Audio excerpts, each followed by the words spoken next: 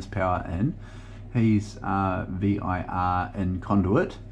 And then that stuff up there, the black coated stuff, is our TRS, so rubber sheath. Now, a lot of insurance companies take a rather dim view of rubber sheath wiring.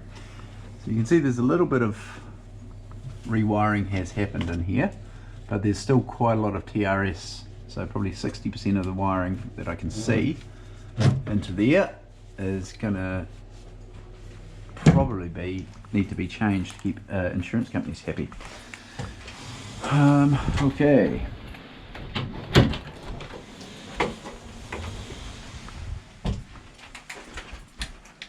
Right, looks good. Yeah, so carpet is basically brand new if they've got spare slats of it there. Oh, yeah. Now, obviously double bedroom in name only.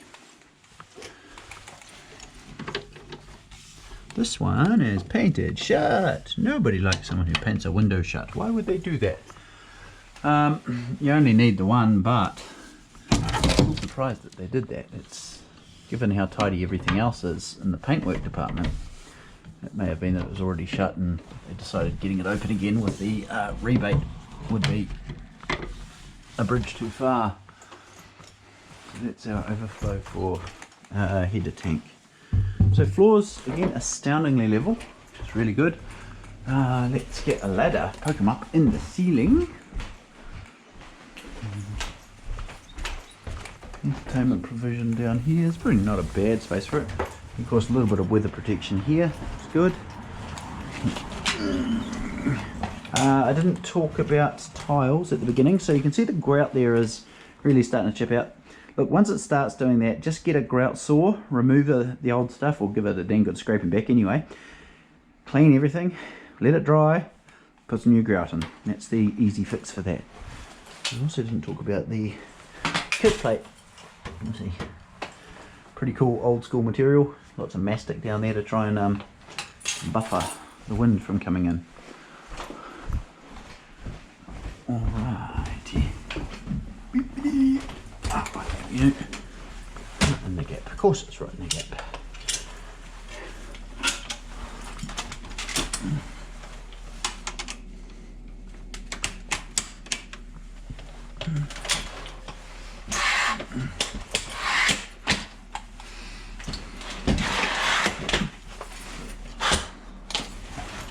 Yeah, should about suffice for this.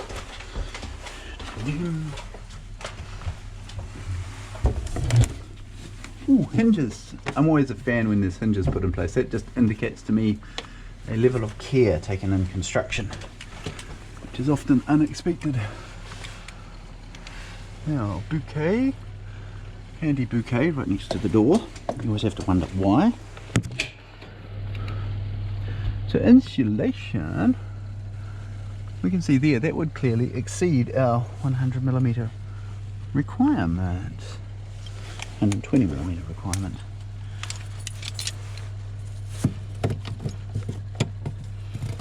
There's the wall. You can see doubles over there, but then I've just squashed the stuff in there a bit more. So yeah, you're certainly more than 120mm. There is clearance, albeit not quite adequate, around our downlights. And alright. So our extractor has decided to bust itself loose. That would need refixing into place in the bathroom. So basically duct tape as they've done it, you can tidy it up. Oftentimes I end up cutting back a couple of loops. You've got a little bit of copper piping up in the ceiling to a heater tank, which is concrete, which is somewhat perilously placed on a non-load bearing wall. Huh? Okay, now it's between formed rafters, semi-formed trusses. If you want to be super keen, think about putting some seismic restraint on this heater tank here. Sounds hollow, so I don't know if it's still live or not. Meshing underneath is just a good idea to help install the building paper. Theory fall protection, but in practice, yeah, maybe. Now, beam structure through actually does look what it could possibly be original. It's very hard to tell. If it's not, it's been in for a weeny while. It's Oregon. Timber up here is all going to be borer resistant. It's all either heartwood or Oregon that I can see. I can't see any borer sign. Obviously they right, roofing. So we are just Galv that's painted. They've got the turnbacks done, which is always good. A couple of buckets around the place always makes me just that little bit nervous. That said, we know we've got a relatively new roof, so, and certainly no evidence of water in there nor drips there, so happy enough with that. Lagging here is just Hessian, that's fine. And work through is looking pretty good. So yeah, basically the only thing to fix up in here is think about sneezing. Think about replacing your downlights with LEDs and then covering the gaps with insulation, and retape your extractor fan together. And beyond that, it is still native timber, so consider treating for borer. Not super urgent in this one because there's no damage, but you know, the treatment's not hardly going to. Oh, I say no damage, then I see some right there. So there you go. Negligible amounts of borer, but there is some. So yeah, get some treatment up and in here. Okay, we will leave. Oh, actually, we'll just start the 360 while we're here, and then we only have to move the ladder once.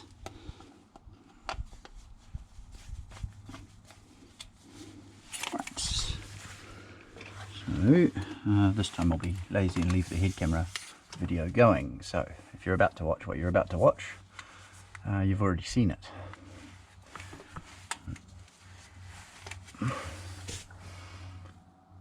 Greetings, you're with Jono, and we are hiding today in the roof of 153 can't remember the name of the street, halfway bush, where we have native timber framing. There is a new beam through there.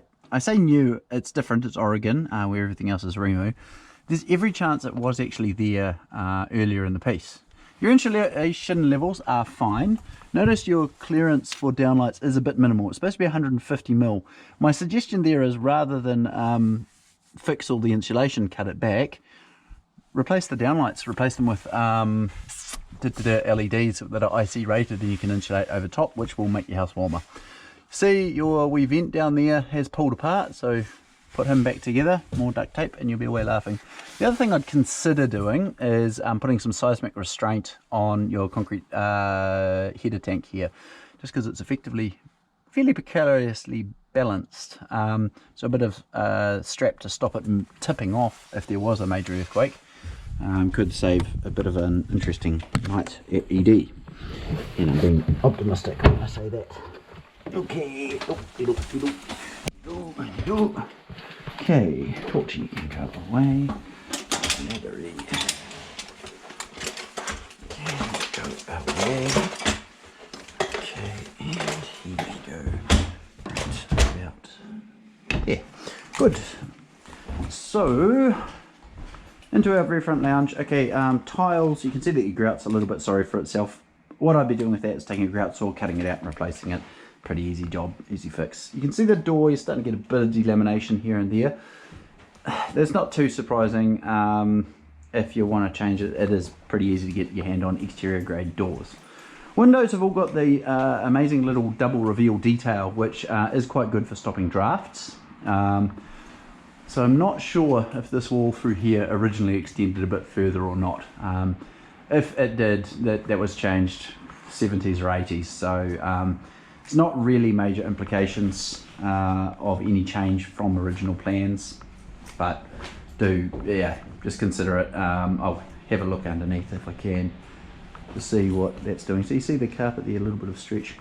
Cabinetry is all original. They've just, well, not original, it's old. They've painted it, and the bench top they've painted as well. Now the one thing I can say for that is it's gonna wear. Now bench tops are not stupendously expensive, so replacing that is pretty easy when it begins to look ugly. But you will need to at some point. Obviously, a lot of our hinges and whatnot are quite worn, cabinets on the inside swollen and so forth, so looks pretty on the outside, but not so much on the inside.